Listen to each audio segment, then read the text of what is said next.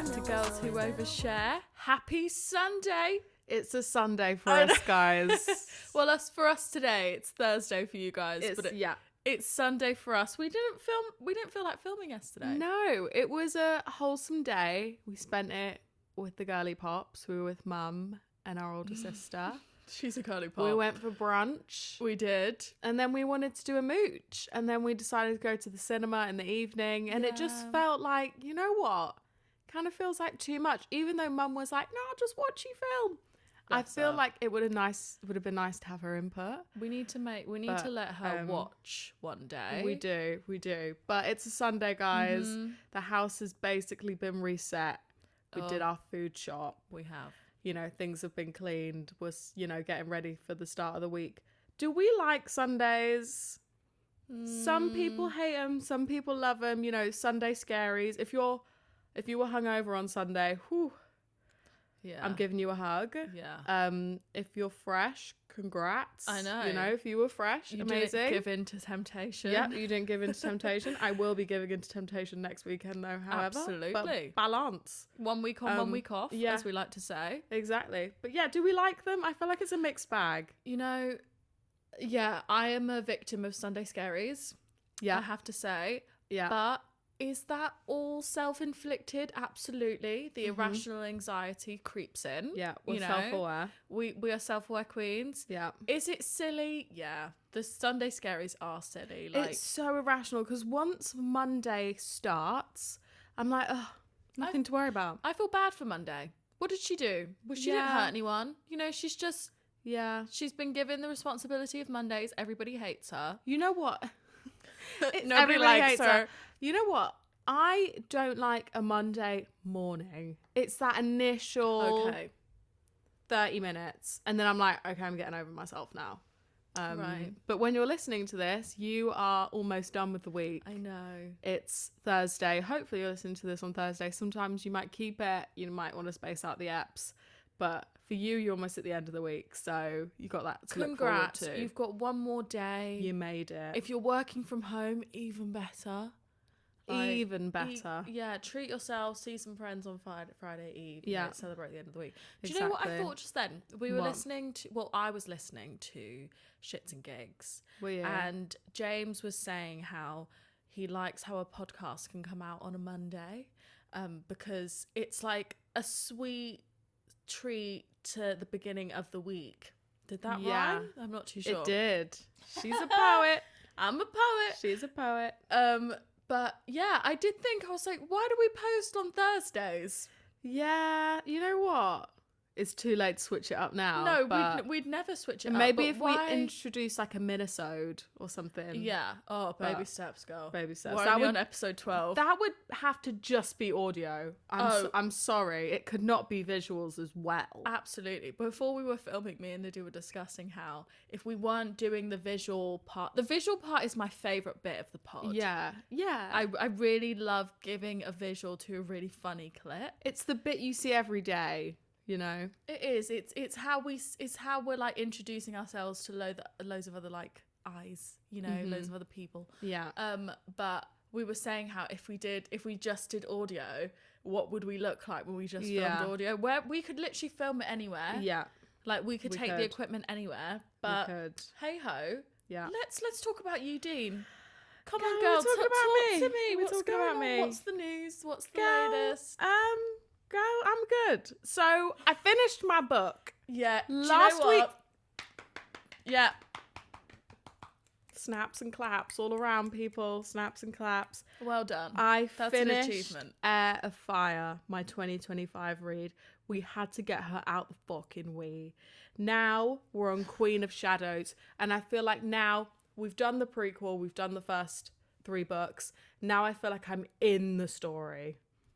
It's like we've had all the context, we know all the characters now. Now it's let's fucking go. Yeah. Okay. Yeah. So I've been trying to read every night, and so far I've stuck to that. I just want to give myself more time to read in the evenings now because I'm giving myself like 20 minutes, 30 minutes. That's not enough time. Love Island has taken our lives. Yeah, it has. It really has. It really has, and we'll get to that. But yeah, on my next read, powering through, really like it. I've lost my bookmark though. I have this little cutie heart bookmark, and she's somewhere under the bed. She's disappeared. She's been sucked in by the under the bed monsters, and she's disappeared. So right now I'm just using like a business card of some sort. But yeah, I'm good reading. The sleep schedule is a little bit forked because Love Island All Stars is on our TVs at the minute, people. Which means Emma and I are going to bed really fucking late. We went to bed disgusting hours last week. Yeah. Just midnight. Even I would say after midnight. One night I went to bed at 2 a.m. Yeah. Yeah, I don't know what that's Thursday, about. I went to bed at 2 a.m. I genuinely feel awful. If I did not have my office days, I'd be going to bed at like the crack of dawn. Like when I used to work a completely remote job, I was going to bed at Emma was a free spirit. 2 o'clock, 2:30. It was honestly, it was really wild. Yeah, it was really late. But me, Tuesday, Wednesday, Thursday, don't fuck about. I'm in bed. I could sleep by 9 o'clock. Yeah, so I think we're trying to figure out what our relationship with Love Island All Stars is going to be at the minute.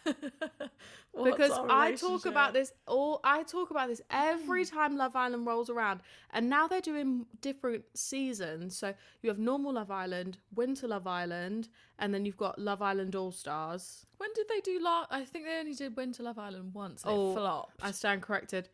I think they swapped it out for Love Island All Stars. Yeah.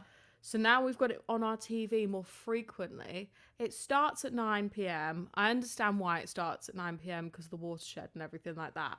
But it finishes at 10. You and I usually got some housework that we need to do after, like if we've made dinner or whatever. Getting in bed at like 11 something. Usually if it's a really good episode, I'm wired, bruv. I'm like, woo! Do you know what? Should we start a petition, right? Let's start a petition. 9 o'clock, ITV, listen, come here close, listen. Love Island should start at 9 o'clock. It currently starts at 9. Oh, 8 o'clock. It needs to start at 8. It needs to start at 8 so it can finish at 9 so I can be in bed at 10 and it gives me maybe 15 minutes to sort out the flat. Yeah. 30 minutes to read my book. Yeah. You know, close my eyes at 10:30, reasonable time. Yeah. Think of the corporate people. Yeah. BBC did it for Traitors. Starts at 8 o'clock now. See, that's reasonable. You see? Not me asking it for 9 o'clock. Your audience is we're getting older. We're growing with you. Yeah. So, bloody hell. It's fucking with the sleep schedule. Like, we should be in bed 9 something. Come on, I mean, it's getting a bit outrageous. It's getting a bit insane. Sometimes the episodes are over an hour long. Yeah. Or we need to start watching it the next day. But that then means we can't go on our phones. I know. There's a dumping. Like, I don't follow Love Island during Love Island season because I don't want to see the spoilers. Like, if people have been dumped and stuff. All we have to do, what our sister does, and she watches it when she's at the gym on the Stepmaster. She queues it up. Do you know what would be 40 lovely? minutes. Watching it on the train.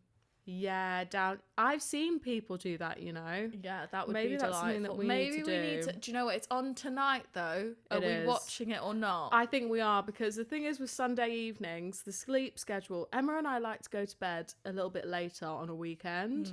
If we're staying in, I mean, like we like to stay up and watch TV. Oh, yeah. Evidently Till like 1 a.m. Yeah. So we do that on the weekends and during the week. So it's not really that I've gone special. to sleep and I'm like, God, I might as well be in a bar right now. Yeah, This is exactly. I felt rough this morning. Yeah. So to combat the Sunday scaries, we allow ourselves to watch Love Island on a Sunday. Okay, Sunday. So I think we're going to watch it tonight, but I'm really going to try and get the house in order before we sit down and do that. You know what I mean? Because Sundays are, you have to on a Sunday. But anyway, we spoke about Love Island last week. I think we should talk about it this week. Yes. So the American Love Island crew cast. Now, can we just say we Events did judge? thriller. We did. We judged like harshly. Rash. Yeah. We were rash. I was worried about the crossover because me personally, I haven't really watched the Love Island USA seasons, so I wasn't sure how it was going to be bringing them in, because it's a bit of a culture clash. Anyway, I was wrong. I've been proven wrong. They've come in and they've just given us what they've put in Girl, it's Sunday. I'll let you off. they've put the UK boys to shame a little bit. Do you know what? The US cast. Are men from the States just a bit more on it? Yearnful. Are they a bit more? They're, oh my God, they're Charismatic. Yeah, they're ready to hunt. Yeah, they're chalant, which You is know how we common feel about theme chalant men. amongst episodes. And they're very people. much, they take ownership. Like, that's my woman. I'm looking after my woman. Yeah. There's more romance there. Yeah, like, yeah. When Zach said to, is it Zach? Zach said to Millie's she just babes. takes up the space, like takes up the room. Yeah, the way he was conversating with her, he's so intelligent. Like, he asked her, "What do you like about me?" And she listed off physical things. He went, "Okay, so at the moment you like me from sort of a physical perspective." And it's like, that's so insightful. And he's like, "I want you to get to know me on sort of an emotional personality level." Like, the eye contact, like, he's so confident and like grown. And that kiss when they were playing beer pong. Oh my God, stop. Emma and I had to pull it back. We watched it 3 times. Felt it. 3 times, people. I felt it. The episode finished. We ran to ITV to watch the episode again because we needed to rewind. We couldn't find it. We had to scour the internet. Yeah. Oh my God. Or they're one-on-one when they're at like the fire pit. Yeah. And the way they just are with each other. I am sold. I love it. Yeah. Whitney's having a great time. Yeah. The man she's paired with, I feel like we said this. Whit needs someone who's going to come in and tell her what's what. And she has that now. Yeah. So I feel like there could be some potential there for her. Yeah. That, you know what? They've pleasantly surprised me. But you know what? If we couldn't like Zach anymore, Lydia, I'll tell you something. What? He came up on my For You page on TikTok. Dude, he's come up on mine too. Naturally, I had a little stalk. Okay. The man can dance. No, he can't. And the man can sing. Ow! Stop. You're joking. No. What kind of songs? Like R&B's. He's a spicy white boy. No!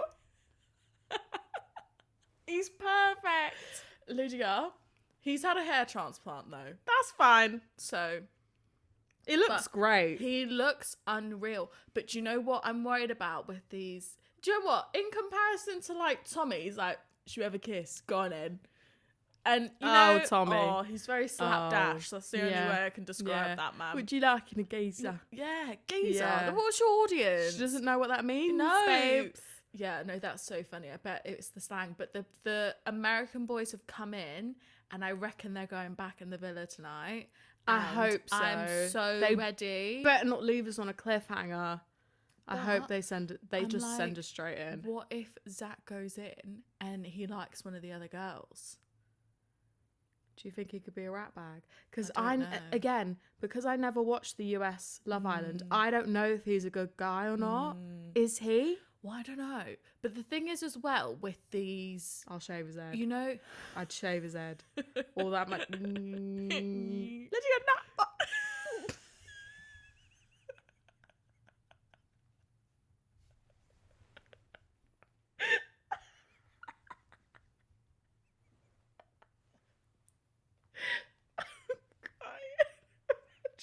Imagine.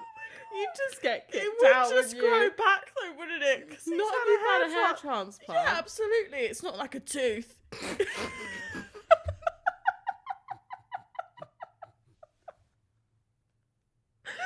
Oh, I'm crying, Lydia. No. No. Oh, guys, give it. a tooth. It's not like when you get your adult teeth. I'm That's shedding it. tears. I'm actually shedding tears. Wait, hang on, Jesus. guys. Yeah, We give need us a some second. more. I can't even look at you. I've got a tear. A tear in my eye. Wasn't expecting you to- Oh my god. Where was I going? Okay. Oh, sorry guys, I just knocked the screen. My point was, I think with him saying how, oh yeah, I'm ticking physical boxes, Yeah. but what about the like emotional ones? That's a harder fall if that Yeah. goes tits up. because Yeah. it's not surface level. Yeah. That's like, oh, like, And you'll if just he's die. and if he's smart, if he's being strategic, he knows the UK loves Millie. Yeah. So that, like, from a strategy point of view, that's a safe bet to stay stuck. But would he have watched it though? Really? Would you have taken the time? And aren't I they mean- all in a villa anyway? Yeah. Like cattle, and they just fucking pick them as and when Yeah. they want them. No know? idea. I mean, I'm hoping that it goes well for the US cast at the minute And when do they you go know back what? into the main villa, but we'll see. Jack is also doing bits in there, and I'm so happy because I feel like not a lot of Yeah. girlies are liking him, but I really like him. Yeah, I like him too, You know? and I think he's getting the recognition he deserves, and Yeah. he's got confidence and whatever, and I think he could only go so far after breaking things off with wit. Mm-hmm. But now I think he's got a couple of options. I Yeah. don't think Tommy's going to take someone back. I feel like he'll go back to Lucinda, to be honest. Yeah, I agree. I think So- he's just on a bit of a lad's holiday. I think he just likes to kiss. and 100%. that's it. 100%. He's on a kissing holiday. Yeah. But one thing I wanted to just mention, gullies, the men are triggered. The men are coming for us. They're on smoke. They're on smoke. Violence. So when I'm like editing the videos, yeah, I kind of know which videos are going to resonate with who, right? And this is a call out for the girlies to come to TikTok and fucking save us. Because, Please, we're getting called slappers and all sorts. yeah, someone went couple of slappers. Someone put, this is why the UK is going down the toilet. Not the political climate or the environment going to shit and, you know, our politics currently. No, two girls that have a weekly leisurely podcast is the reason that the UK is going down the fucking shitter. Well, no, I can digress on that. The UK is going to shit because women are deciding what they can wear without men having to dictate it. Like, That's why yeah. the world's going to shit. What? Because I think I can wear what I want. That's why the UK is going to shit. I know. Calm Do down. you know what? Yeah, They're triggered, bruv. They're I know, triggered. and I love it. And we're gonna keep Keep it baiting coming. them. We're gonna keep baiting Yeah, them. because you're just making us look better. You're doing the work for us. Do you know what I mean? Yeah, honestly. Next. And engagement's engagement. Hey, Like, you were so bothered you wanted to type on your little keypad. I know. Couple of slappers. I know that's honestly though. We love you. We find the hate comments so funny though. Jamie, Yeah, I I'm think like, because you're we're so doing it pressed. together, Yeah. it is hilarious. What, Lydia, have you seen the most recent comment on our TikTok? I dropped my phone. I was like, Emma, someone's called us a slapper. I know. They're not there Couple now of though. I've had to slappers. delete them because Yeah. I just don't. My dad's watching It's a these. positive space. Yeah, We're not putting up I with know, it, to be honest. Jesus. But So anyway. funny. Who hurt you? How are you, girl? I didn't ask you. How rude of me. Girl, I'm good. I don't have much to update since I found the grey hair. I can't lie. Have we had any other sprouters? No, but I need to get my hair done because my roots are out of control. Okay. Athena, if you're listening, babes. Actually, I'll look in the camera and I'll tag you. I need my hair done. Can we do the roots? And then I'm thinking I think I need to cut it a bit more because, guys, it's long and I've always wanted this hair. Yeah. And I literally had vision boards of like the long dark hair when I was a kid. But now I'm like, I just don't know if it's a bit too long. Are you having a trim though? Or are you going to go ahead and cut in the layers? Have you told people about the layers? I want to do no, I haven't. I want to do the layers, and I want it because right now my hair's all one length. Yeah. I want to do like some sort of triangle situation, and then I'm thinking I'm gonna need to get a hairpiece put in for thickness. Really? Yeah. What, on Well, like a this is my weekend thing. vibe? Athena said it would have to literally be sewn into my head or taped, Right. and that's a lot of commitment. And not like you wear your hair up like at all. No, but So it's not like you've got an issue of, I like my hair up, so can't wear tapes or bonds would show and stuff like that. But if anyone has had tapes or has them right now, you really have to blow dry them dry. Right. There's no half-assing your hair and it's wet. Okay. I'd have to really look after them. You'd be asked for that. I don't know. And I'm like, I don't want to lose any hair because my hair already is quite thin from me letting it grow out so much. Okay. So I don't know. I do feel like I need to switch it up. The other day I thought, should I just go fucking Christina and get some white pieces put in there and be all cool? That could be fun. That could be fun. Thing is, you can always go back. Like, your hair would grow again. But I couldn't. Do you know how many times I've dyed this black? I couldn't. No, but I mean, like, cutting in the layers. Right. Like, I think you should do that. Yeah. Okay. Lena, book her in. Yeah, please, babes. But no more grey hairs. That's good. Well, no, I yanked it out, and apparently you're not supposed to because they spread. Let's hope they don't. Jesus, do you know what? You might not even have to dye in the Christina pieces. They'll come through free of charge. I did just want to call out your nails real quick. They're so nice. They're for V-Day. Thank you, honey. They're giving with Withering Heights. Thanks, honey. I mean, it was Emma's idea. I was going to do pink with like little red hearts. Insert pic. Yeah. But then Emma told me to get these done, and they look like the Alaya red heart shoes. So I'm trying to manifest They're really cute. They're really cute. And I'm they're obsessed. longer than usual. I feel like I went through I want short nails for a while, but now I'm loving the length again. No, I so love I think them. I'm just gonna keep it stepping. But thank you for the nail inspo. They look great. I Thank you, I'm loving gave them. you my baby name. I know. Do you know what I it's mean? precious. I've got no nails right now. It's okay. My feet, my hands look like feet. It's not fun, is it? Honestly, I injured my pinky because I was on a dog walk and my sister's dog basically attacked me. Yeah, I think we mentioned that walk from hell last week. I don't know, but The he jumped up trenches. and my nails were quite long and he like kicked it upwards. Yeah. And I've had this nail rip off a few times. Yeah. So I think it is a bit of a weak link. But I'm getting my nails done on Wednesday because I've got a shoot. Nice. Next week is going to be a real fucking full-on week. Oh my God. Like, I've got a shoot, back-to-back Yeah. shoot, Tuesday, Thursday. Yeah. You'll Be fine. Just take it day by day. 100%. Day by day. But should we get into the next section Yeah. of this? Unless you have Let's any do more it. updates, honey. Let's do it. I Okay. mean, not really. No. I think let's just get into fine, it. Yeah. fine. That is good with me. That's, yeah. So I think we've covered a lot of topics around boys, girls, friendships, romantic relationships, and things like that. Yeah. But I think something you guys are really curious to hear more about is how we feel in our 20s, navigating our 20s. I think we've answered questions before where we've given people advice about Yeah. your 20s, Yeah. but I think something that we haven't done yet is reflecting on how we feel so far, on where we're at in our 20s and like what we've experienced thus far. But I must say, we're only 24. We are. We're only 4 years into the game. Yeah. So frontal lobes aren't fully developed yet. No. We haven't experienced we're not 30, right? We're not We wise. haven't had the full chapter yet. Yeah, we're as wise as 24-year-olds can be. We try. We try. Yeah. So I've put together like 3 questions. Yeah. Right? That we're just going to have a little chit chat about. And just like the intention is for you guys to just relate with us. Yeah. Or I wonder if this could make one person have a bit of a realization about themselves, then tick, it's done the job. Yeah, exactly. All right. So should we dive into it? Yeah, let's do it. Okay. So the first question is, what have you had to unlearn in your 20s?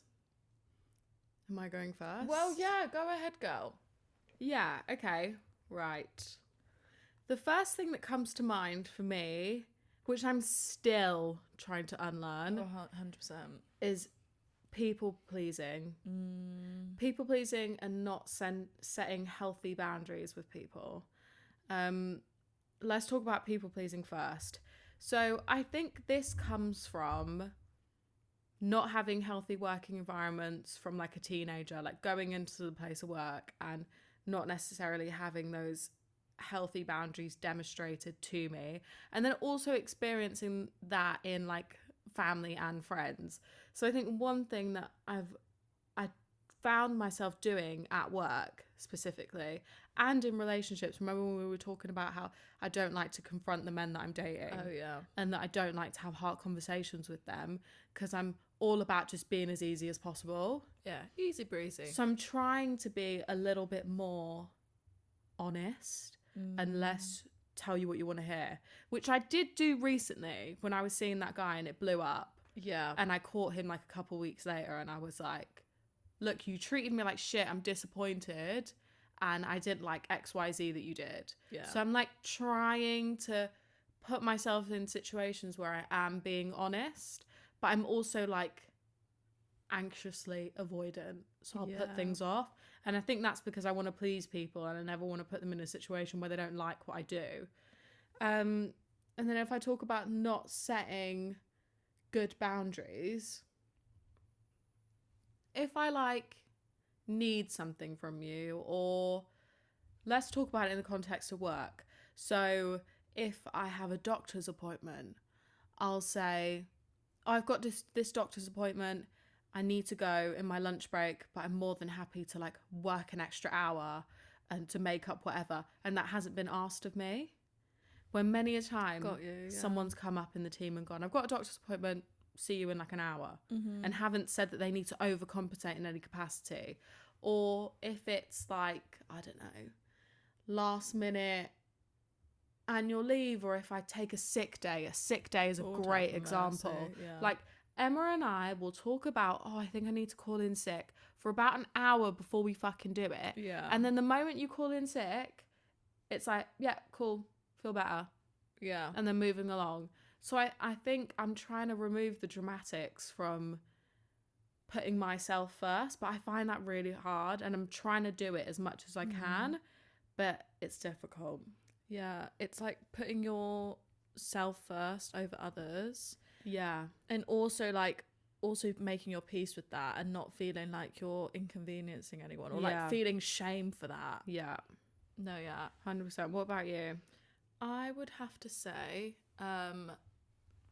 so one thing I spoke about like a little bit in a previous episode was like thinking that if you suffer you'll be rewarded, and I think there's one thing that is a constant like running theme, and I'm still trying to unlearn it. Like I'm conscious of it, but I rarely follow up with the thought of, okay, we're not doing this anymore. Like sometimes it'll be like a few weeks later down the line and I'm like, oh, I did that habit again.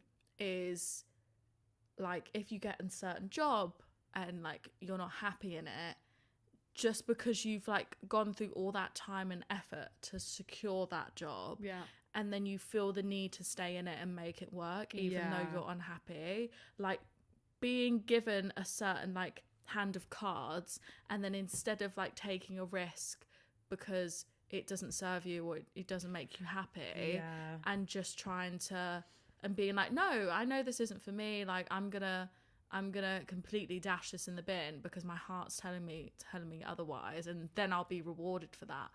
There's been situations where I was like, I could have stopped that and changed it, but I didn't, because I first of all didn't want to upset or inconvenience any other parties, and I'm just really like in this habit of like, okay, struggle is a part of the journey and that's how you get rewarded. You and I love the struggle bus, man. Right? After we graduated uni, I feel like the last 3 years have just been, this fucking sucks, I hate it, but I'm gonna push through, and not doing anything about it, to the point where it's like the choice of removing ourselves has been taken out of our hands, and that the person inflicting those issues has gone, right, this ain't working for me. So it takes until that person has gone, this ain't working for me, thank you, you've been great, but bye. Like, why do we do that? Why do we do that? I don't know. I think a lot of it comes from being women and taught to, I don't know, be quiet, make sure you smile, make sure you come across soft, and just trying to be like this bubbly, upbeat light. Like I feel like I've been taught that ever since I was like young, which is like not to speak your mind, like not to inconvenience.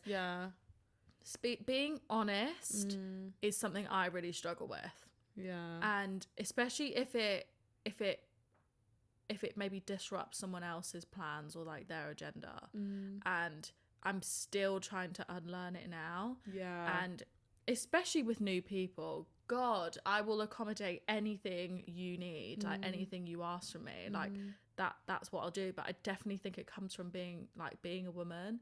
Like recently, last week, quite a few women in the company I work for, we all came together and we basically just had a discussion about being women in the workplace and habits we've like learned, or like bad habits we've acknowledged that we're trying to work through, and we're just just kind of coming together and just trying to thrive in a predominantly male like industry. Well, when I say predominantly male industry, I mean like predominantly male figures at the top of the industry, and the women kind of sit within the middle. And one thing one of the girls said is that her male manager basically said, stop saying sorry. Like, stop saying sorry. Like, when something goes wrong, sorry is very personal. Like, if you've made a mistake in a professional environment, you say, oh, like, thanks for flagging, I wasn't aware of this, I'll look at it again, it won't happen again. But sorry is like, and is a bit like, that was intentional. So what are you apologizing for? I've had someone say that to me at work. Really? She rang me and she was like, she didn't say hello, she just went, just some feedback. And I was like, fuck, okay. Oh god. She went, I noticed in all of your email threads, if there's like an issue or something, you go apologies or sorry for that or sorry to hear that. She was just like, just say thanks for flagging or thanks for letting us know, or don't say sorry. And that's so interesting, because it's always like, oh, sorry, like we say it so easily, because again, it's like you want to please those around you. You want to be easy. You'll take the accountability even if it's not your issue, because you're trying to be easy breezy and you don't want to point the finger.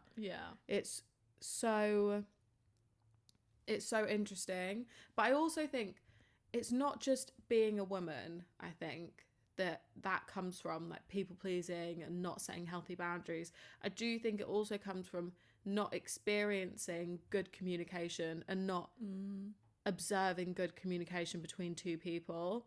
I think when you come from an unconventional like family setup and things can get heated, it's hard to be like, I actually don't know what good communication looks like. I don't know what it looks like. All I know is that if someone speaks their mind, someone kicks off. Or you're inconveniencing that person. So I think it's a process of sort of like trying to, I don't know, speak to people that you feel safe with, to try and like establish that behavior and establish like speaking your mind, because I always say it's not what you say, it's how you say it. You know? So I don't know. And I think I've had to unlearn that there isn't a direct link between my reputation being, oh, Emma's a really kind person, you can go to her for anything and things like that. That isn't linked to, okay, I'm going to stand up and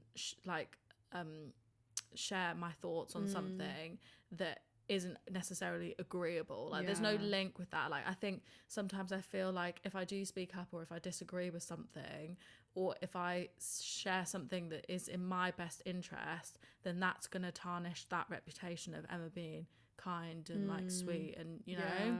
So I've had to unlearn that. And then another thing I thought as well is, I always thought from a young age that life is just happening to you, and that you're not like writing your story, it's being written. And sometimes there's plot twists, sometimes things just happen. Very true. But I was never a get up, get out there and make it happen kind of person. No. Or even now, like I'll put things off and I say I'm going to do something, and I think for me to get up and do it, I still am sort of in disbelief whenever I do it, because I am someone who's so used to just putting plans off or putting goals off or things like that. And that's something that I think if you can get to grips with that at a very young age, there's nothing that's going to stop you. Like if you're someone who says, on Monday, I'm going to go for that 2K walk or that 5K run because I'm going to do it, and you get up on Monday and you do it. Like that's a recipe for success, I think. I think it's just, don't put things off, do them now. And exactly, life isn't happening to you. You're not going to get the life you like, it's not going to fall in your lap. No. Like, especially if you don't come from like a privileged background, or you don't have like the right sort of connections. But delaying things, putting things off. And I just think how you build self-worth is not breaking promises to yourself. So if you say you're going to do something, just do it. But yeah, I think it's trying to unlearn things like you maybe like learn in school. Like I think one thing, like when I went into the world of work, like after uni, like after graduating, I was still sort of behaving as if I was like in school, like that, you know, someone needs to know your whereabouts 24 fucking 7. You have to keep everybody in the loop. If you take an hour lunch break, it literally has to be 60 minutes. You have to sprint back to your desk. Like there's leniency. Like we're all adults here. That's something that I feel like I've had to unlearn. Like constantly keeping people in the loop, and you know, as long as your work's done. Obviously depending on your manager massively, but that's something that I've had to learn. And I think you can only unlearn things like bad boundary setting and people pleasing if you've got like safe and good superiors in your life. So whether it's managers, could even be like personal life, so like boyfriends, friends, that's how you sort of unlearn those behaviors, I think. Otherwise it's a cycle. Also, like, don't you feel like when you're at school you had to chime into a certain like personality and persona there because it felt appropriate, and then outside of school you kind of were yourself and you could be a bit more chill and things like that. I'm actually finding now that I feel like I'm having to unlearn that because I think I'm two completely different people, like in a professional setting than a personal setting. And Emma personally has a lot more fire, like a lot more bite, and way more outspoken and opinionated. And I've noticed that in work, I can be a bit more like submissive and a bit quieter. And I have to make a conscious effort to embody those characteristics that I have outside of work. And I think it comes back to behaving in a work environment the way you were in school, which is to be a good student, be quiet, don't kick up a fuss, like just say yes to everything, like don't question anything. And I'm really having to unlearn that at work because I think sometimes people will see me in like a work drinks or a work whatever, and another personality will come out and they're like surprised, and they're like, why don't we see this more during the day? And I'm like, yeah, you're so right. I think I need to do more of that. Or it's little things like, you know, like if someone this is very office, like working remote specific, but it's just an example. Like, you know, if someone messages you, that someone like maybe even a little bit senior, and they're like, can I call you? I always drop everything I'm doing and I go, yeah. Whereas other people will go, oh, can I ring you in like 5? I'm just finishing something, 10 minutes. Whereas I'll just go, Why though? Like that. Like I have to be available to you. All the time. Is it just out of anxiety of making a mistake, or everything's urgent? Everything's urgent. Everyone else's priorities are more of a priority than your own. 100%. Right, let's move on to the next one. This one I'm quite interested to hear what you have to say. So what are you afraid to admit that you want? That's a fully loaded question. This fully loaded, girl. The first one I would say is, I think one thing that I think I like admitted it towards the end of school, but wanting a career in music a lot more than I was sort of letting on, because I always just thought, you know, I'm from a small town, like how could it happen for me? I don't even know what the steps are to take with that. I was like so focused on the fact that I was like shit at school, so I wanted to like get my grades up and go to uni, and I was like, I actually had a phase where I was like, I want to work for a magazine. I wanted to study journalism. And then I was like, no, I'm going to do a business degree. And then one day I was like, I think I actually just want to be an artist, a musician. And I'll never forget, Athena said to me, she was like, you can go to uni, or if you want to do music, you can come to the UK, live on my sofa and just like try and figure it out. And I remember when she put those two options in front of me, and I just didn't feel like I could take it. And like, I don't know, sometimes I think about if I would have taken that option, like where I would have been now. To be honest, I don't know if I would have been in a good spot if I'm being really You real. like structure. I do like structure, and I also had no fallback plan, like no fallback at all. And I think I wanted to give myself that security just because it's like, what was there to fall back on, you know? And I do believe that everything happens for a reason, and that, you know, we start things when we're ready to. Do I think I could have made music to the level that I want to make music at that age? I don't know if I could have, to be honest. Yeah, I couldn't agree more. I think I say to you all the time that you feel like you've got this clock. Yeah, And with music, 100%. when you achieve something, like when you made your first song, you were like, oh, I could have done this 2 years ago.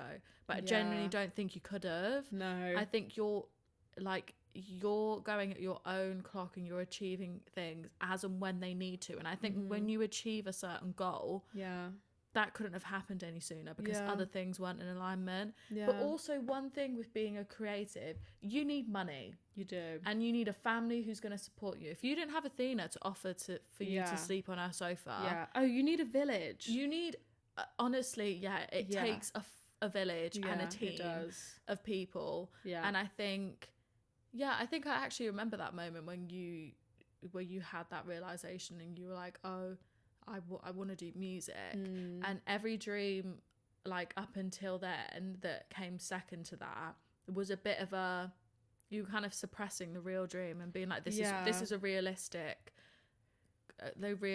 like career path. But you are also someone who's extremely intelligent, and I think you thrive in an educational environment, and I think the proof is in your results at university. And I think that was a great thing for you. Like, think of all the people you've met, and uni gave me confidence that I don't think I could have had otherwise. And I met people that I still value to this day. So I think that route was the best thing for me. But like, there was that sudden realization of admitting to myself, no, I want music and I want to be able to do that. But to be honest, I admit that to myself every other week, every other day. Like, because I think it was worse last year, but, you know, getting up and going to my 9 to 5, it felt like it made me less of a musician and less of an artist, because my day-to-day didn't look like what I thought it should look like. But it doesn't make you any less than an artist and a creative. No, it doesn't. And I felt like, because I had to do those things, because got to keep the lights on, got to keep the bills paid, I felt like I was worried that I was becoming something that I couldn't reverse, I couldn't undo, like just the 9 to 5 girly, which there's nothing wrong with, but I know that that's not what gives me a buzz. So yeah, I admit that to myself every other day, like wanting to do music and what can I do now. And one of those things was making my own music, because up until recently I've always used a producer to make all of my songs, and I love that, and I love the people I work with. And then recently I was like, how can I create without having to be in the studio, and how can I keep writing and keep expressing myself? And I found other ways to do that, and I've started writing again, and I feel closer to music than I have in the last 6 months. So music is something that I admit to myself all the time, because it's like I don't want to lose it, because I'm trying to do, like, because I am kind of two people. Like, I'm 9 to 5 Lydia, and then I'm want to be a singer Lydia, you know. One other thing I would say I'm afraid to admit that I want is potentially obligation to family.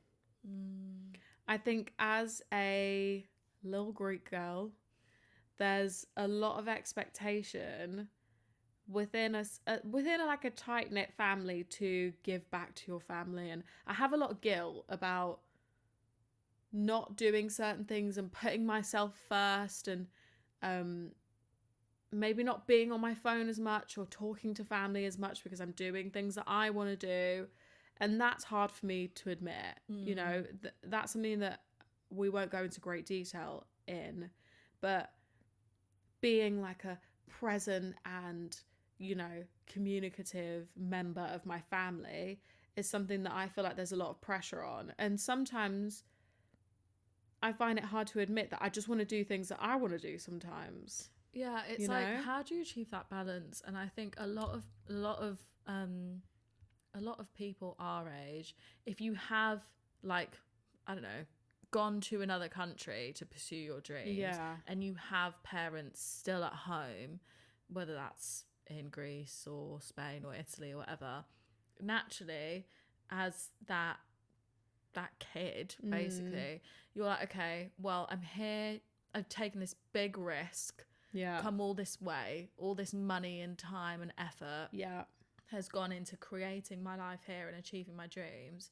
But then if you have like a bit of you feel like you have a moral obligation, and there's a little bit of pressure from like your family side to be a family person but also put yourself first. Juggling that is so hard. It's so hard. And I had a conversation like a couple months ago with a friend at work, and I was like, I was telling her about how I was struggling with that, like balancing being a good employee, a good singer, contributing to my my creative endeavors, being a good friend, a good, like there's all of these hats. And it's like, if I was a man with the expectation of me and from myself, from an emotional perspective to my family, would that be as high as it is if I was a man? Well, I saw this statistic and it said that fathers with daughters live longer. Really? Because daughters naturally pitch in as mothers to look after the family. And I said, I do agree with that. And that's not to discredit any man who's looking after their family at all. I'm not taking away from that at all. But I thought that was a very insightful statistic, because I actually do know a lot of people who have just sort of carried on. That you've just passed the baton on, and you continue the family business, you inherit the family home, the parents are local, and I think you've come all this way to like achieve your dreams, Dean. And I also feel that pressure, like that balance, and you want to grow and move forward, but having to sort of go back can be quite confusing. I think it's a lot of pressure in your 20s to expect yourself to kind of give back to your family and support your family through and through when you're only 24. Like some of the things that Emma and I face personally, I think a lot of people would probably face a lot later in life. But we're doing it at 24 and we're trying to figure it the fuck out. We're doing all right. But if you are someone who has a lot of family obligation and you're very young, hats off to you. Because it's a lot of fucking pressure. And I think sometimes I find it hard to admit to myself that I want to be a bit selfish. And that's okay. Being selfish is okay. You're young, you know? Birds leave the nest. But it's hard. It's hard to put yourself first, because you like the expectation might have not been categorically told to you, but it's like it comes in other ways. It does. So it can feel like a lot. It can feel like a lot in your head, when you're just trying to pave the way, especially as someone in your 20s in 2026. There was not the money that there was back in our parents' day. There was not the housing. There was not the political or social or environmental climate that there is today. So there's loads of different layers to this. But family obligation is difficult to navigate. And creative, like wanting a dream, is also hard to admit. If you listen to a lot of the outside noise, like Candy Sprathwaite, who we love, who had a podcast called Closet Confessions, who's a writer, author, marathon runner, 2-time marathon runner, mother, right? She says that she's conscious and she's well read about politics and what's happening in the UK and in the world right now, but she was like, I don't let that creep into my dreams and the delulu. No. Keep naive about your ambitions and your goals, because don't let any of that drag you down. But it's hard to be honest with yourself first and foremost, let alone to other people. I think also adding to that, I mean, answering that question is like what you're afraid to admit. When I suggested that question to Lydia earlier, we actually we were thinking quite deeply. We were stuck. we were stuck, and actually that made me chuckle, and that was quite a positive thing, because I think we've like come to face those like things that we're afraid to admit, and we've just faced them head on. Funny enough, like, we're very honest about what we want, and you can see it from our socials. And like this thing that you're listening to us on or watching us on, this is one of those things that we felt like we subconsciously wanted and were afraid to take that step to do, and we're doing it. So I think for me personally, if I'm looking like professionally and creatively right now, everything that I have the means to do and the capacity to do, I'm already doing it, which is like an honor and a privilege, to be honest with you. And I think you're in the pursuit of music, and I think it's very much within your grasp, and I don't think the universe is going to deny you, and I think this is just one of the pieces to that puzzle. Thank you. But if there's one other thing I would have to say that I think subconsciously is like family, and maybe having kids, and maybe having a husband, that is something I'm scared to admit. Good one. Because I think I'm very much a feminist, and I believe in women's rights, and I feel very particular about the man that I'm going to choose to have children with, because I know the responsibility that falls on me and that person, and I think that's a really big decision. Who you're going to choose to, I don't know, bring children into this world and spend your life with them.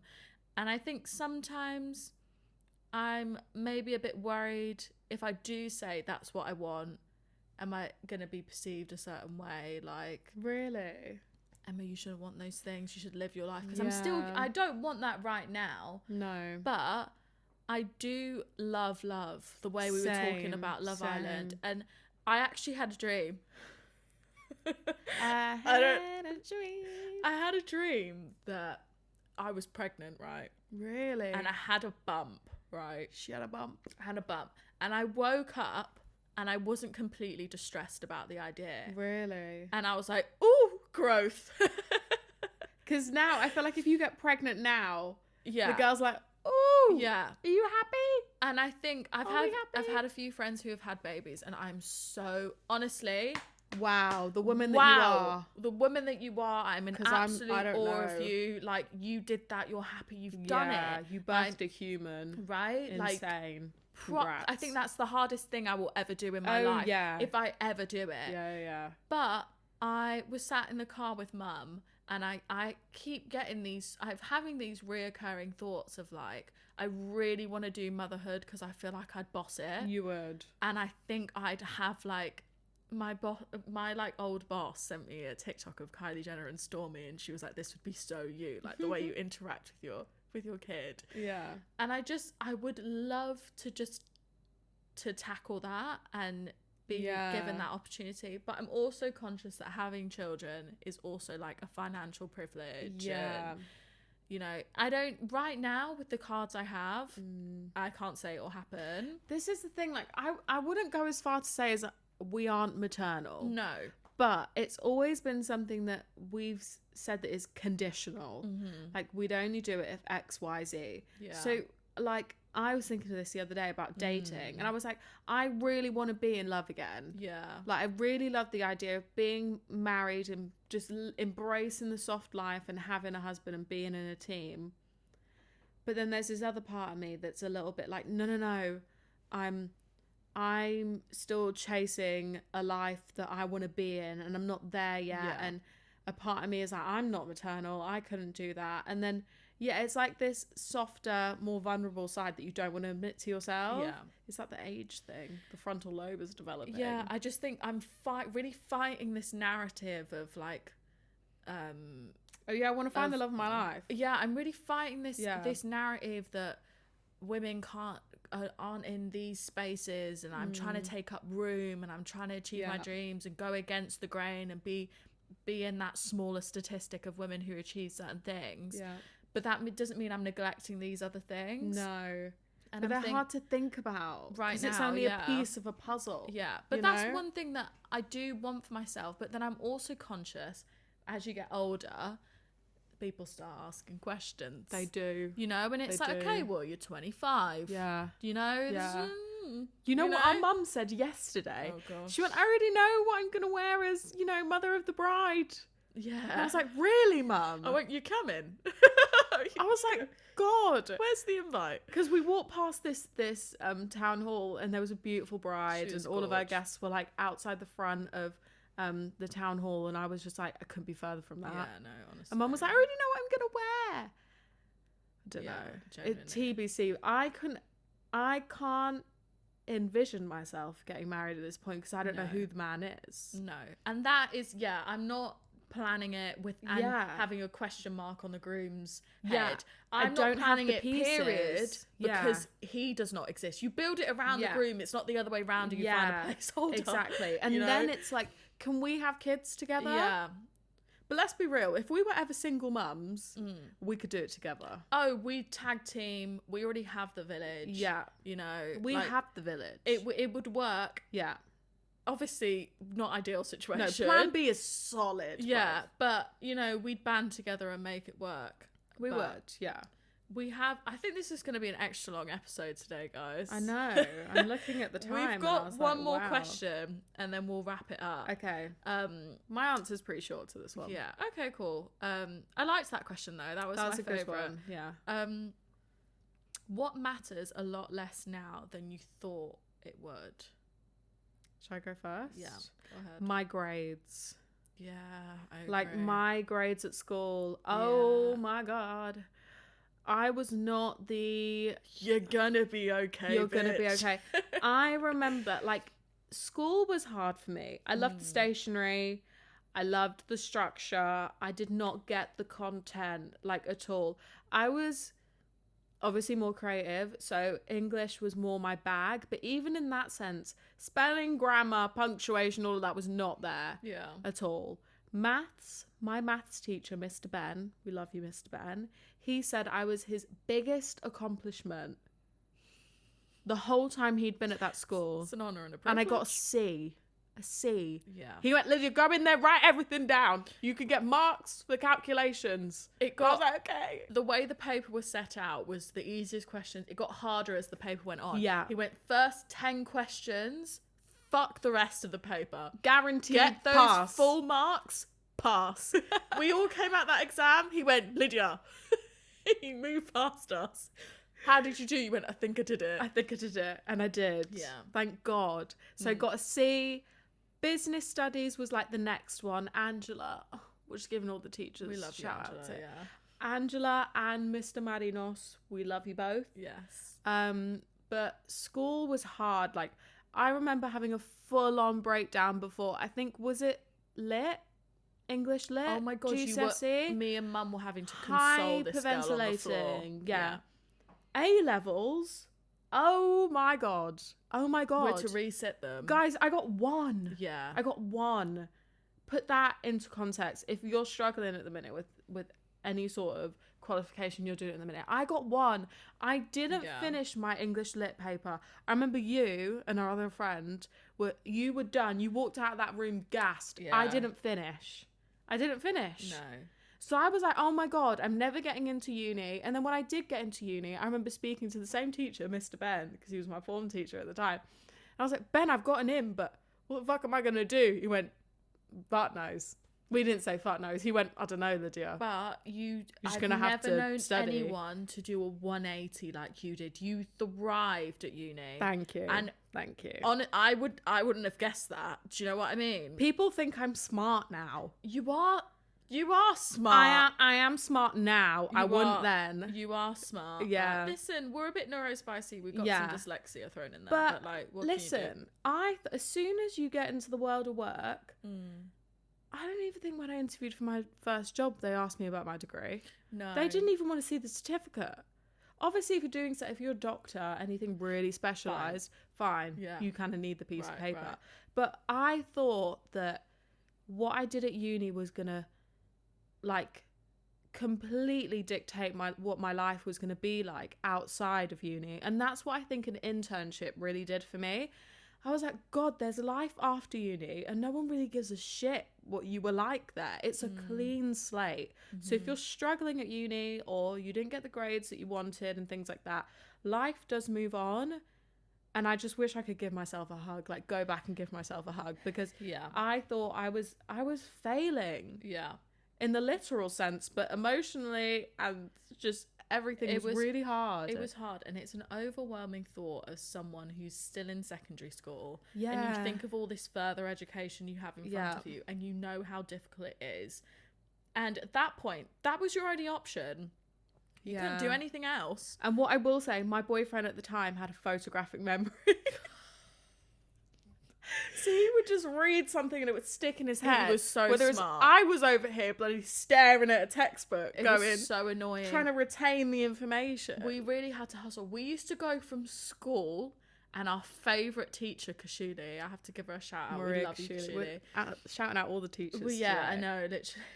We're oversharing everyone's identities.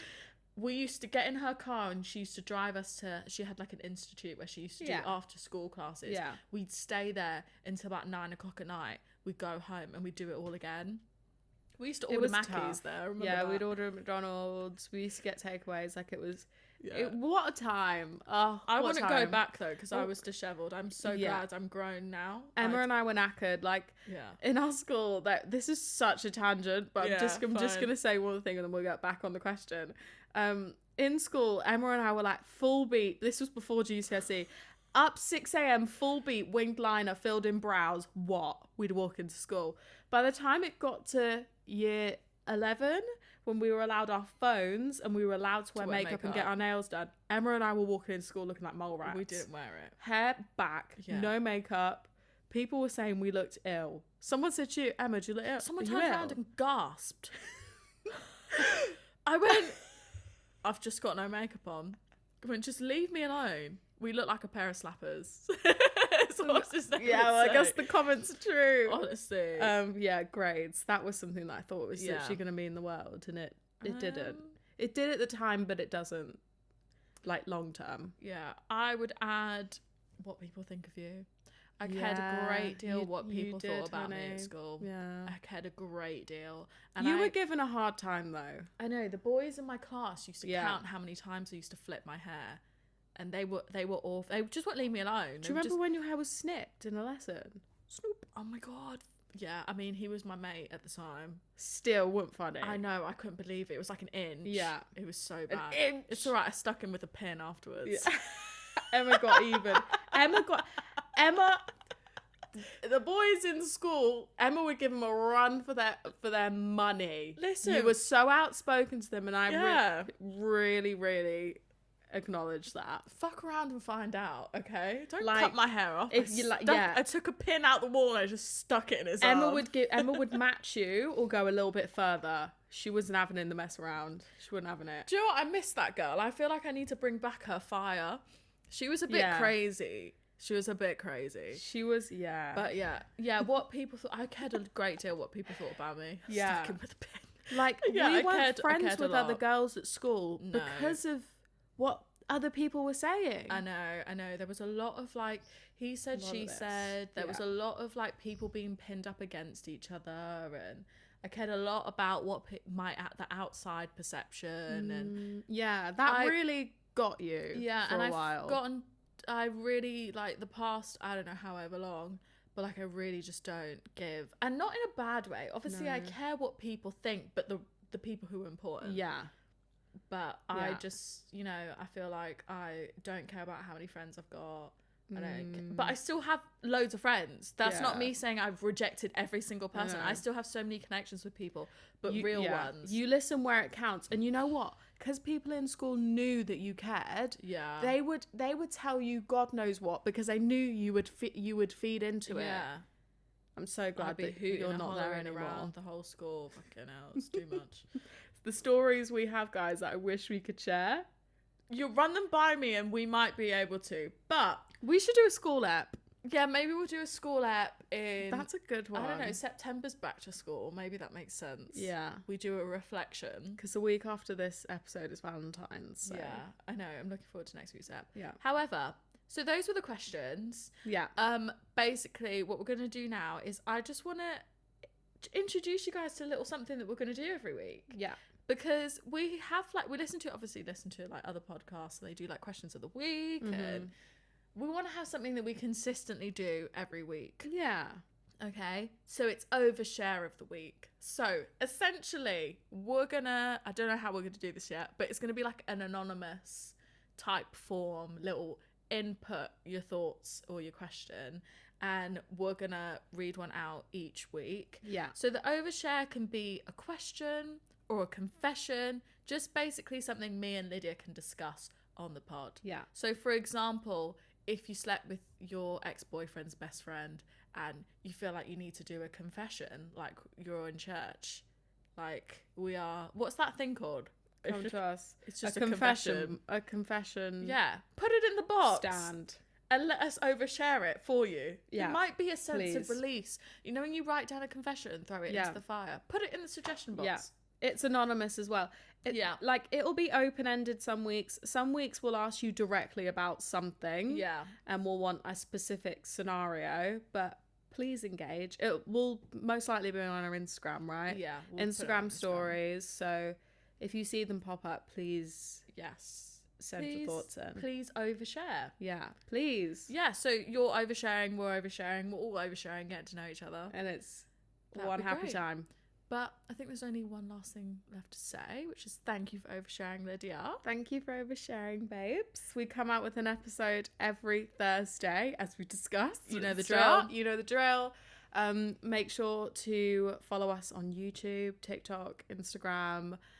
Rate the podcast on Apple Podcasts or Spotify.